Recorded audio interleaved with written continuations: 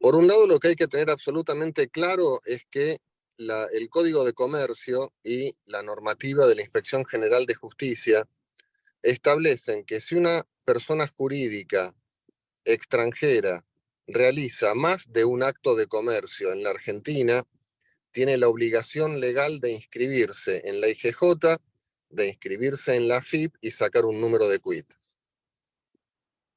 Por lo general, las plataformas extranjeras inventan distintas mamushkas, esto es una empresa por sobre otra empresa por sobre otra empresa, para tratar de evadir en todos nuestros países el pago de impuestos. Frente a esta situación, hubo distintas reuniones en Naciones Unidas donde tanto los BRICS como los que podríamos llamar países no alineados empezaron a elaborar estrategias para evitar que exista esta ilusión o evasión fiscal por parte de las multinacionales. Antes, cuando lo que se importaba o lo que se exportaba era simplemente bienes, era mucho más fácil para la aduana determinar una importación o una exportación. A partir de Internet y con los servicios digitales, esto se complejizó mucho más y por lo general lo que están haciendo el conjunto de estados en América Latina es establecer que el hecho imponible no recae sobre la empresa, sino que recae sobre el consumidor. Esto empezó a hacerse a partir de los últimos 5 años.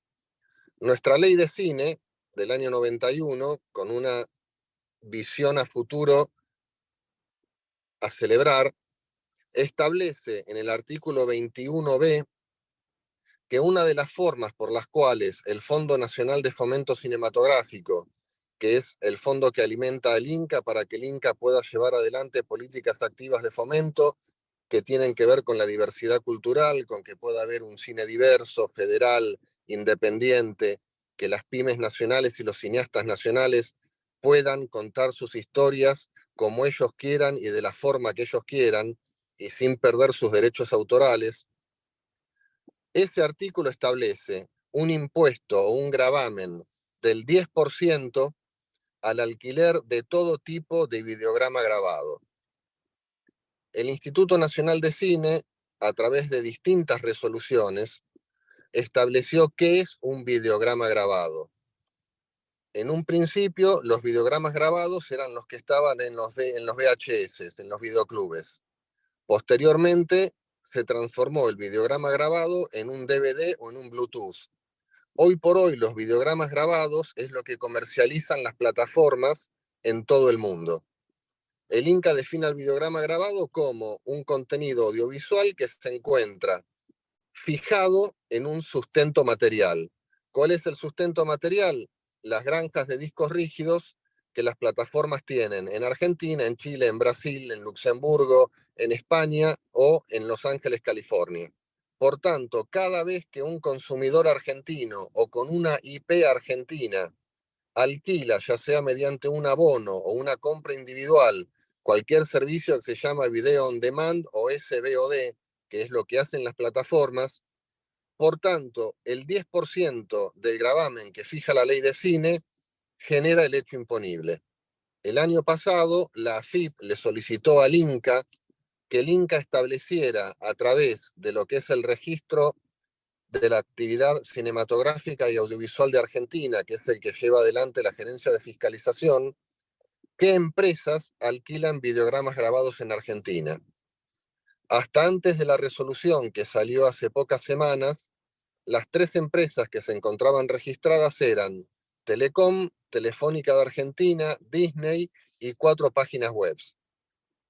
El INCA en la última resolución incluyó dentro de todas las empresas que alquilan videogramas grabados a todas las plataformas a las cuales consumidores argentinos le alquilan o compran videogramas grabados. Otro tema distinto, absolutamente distinto, es el impuesto al valor agregado. Lamentablemente, como hay dentro del sector algunas personas que están en contra de que este gravamen se cobre, tienden a generar confusiones en relación al IVA por una razón simple. El impuesto al valor agregado en Argentina es coparticipable. Entonces, muchas veces surgen planteos como, si se cobra este impuesto a las plataformas, hay que consultar con los gobernadores. Si se cobra este impuesto a las plataformas, entonces habría que sacar una nueva ley en el Congreso. Todo eso técnicamente es falso desde el punto de vista jurídico y solo tiende a tener argumentación para que no se les cobre este impuesto a las plataformas. El cine, antes de que Menem y Cavallo fueran gobierno, estaba exento del IVA, con lo cual el sector que tenía crédito fiscal abrumador eran los exhibidores de cine. Los exhibidores de cine presionaron al gobierno menemista para que se le aplicara el IVA a toda la cadena cinematográfica. Ahora, una cosa es el gravamen del 10% y otra cosa muy distinta es el IVA. Esto funciona de esta manera. Cualquier exhibidor cinematográfico, ya sea en sala de cine, en televisión o alquilando videogramas grabados, tiene este impuesto del 10% que le debe recaudar al consumidor argentino. La ley de IVA posteriormente permite que para el caso de que los exhibidores tengan crédito fiscal, perdón, para el caso de que los exhibidores tengan débito fiscal, puedan compensar este débito fiscal con el gravamen del 10%. Pero tiene que quedar absolutamente claro que son dos impuestos absolutamente distintos, que no todos los exhibidores están en condiciones de desgravar el porcentaje de IVA del gravamen de la ley de cine, y que el gravamen de la ley de cine es un impuesto absolutamente distinto. Por otro lado, los funcionarios del Instituto Nacional de Cine tienen la obligación legal de administrar y custodiar el Fondo Nacional de Fomento Cinematográfico. Parte de esta obligación tiene que ver con que el fondo reciba los impuestos que fija la ley. Esto significaría que, por un lado, acompañen a la AFIP en la búsqueda del cobro de este gravamen del 10%, pero también, por otro lado, que controlen al ENACOM de que el ENACOM le esté girando al INCA los fondos que por ley corresponden. ¿En qué situación se encuentra ahora el cobro del gravamen? El INCA publicó en el boletín oficial cuáles son las plataformas de streaming que deben pagar el gravamen. En estos momentos la AFIP, la semana pasada, emitió intimaciones a todas las plataformas exigiéndoles el pago del gravamen. Y también en estos momentos la AFIP está haciendo un cálculo de cuánto es la deuda 5 años para atrás. Simplemente estamos pidiendo que se cumpla la ley. Y doy un ejemplo. Un joven cineasta de Pehuajó, si quiere hacer un documental en audiencia media, tiene que inscribirse en el registro público de la actividad cinematográfica y audiovisual del INCA como productor. La tasa que le cobra el INCA para inscribirse como productor hoy supera los 50.000 pesos para una inscripción que dura 4 años.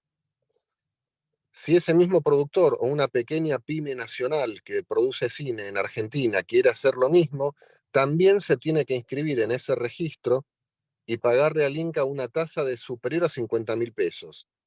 Después, para preclasificar, le tiene que pagar al INCA 8.000 pesos. Que alguien me explique por qué empresas multinacionales que ejercen millones de actos de comercio en Argentina y que anualmente se llevan del país en divisas más de 800 millones de dólares, no se inscribieron en el registro público de la actividad cinematográfica y audiovisual, y por qué al día de hoy, después de 4 años de gobierno, nunca se les cobró el gravamen. Digo, es escandaloso. Y me parece que coincido con lo que dijo Fernando, y vuelvo a repetir lo que dije al principio. La ley está de nuestro lado, solo con la ley no alcanza. Se necesita de la movilización de nuestro sector.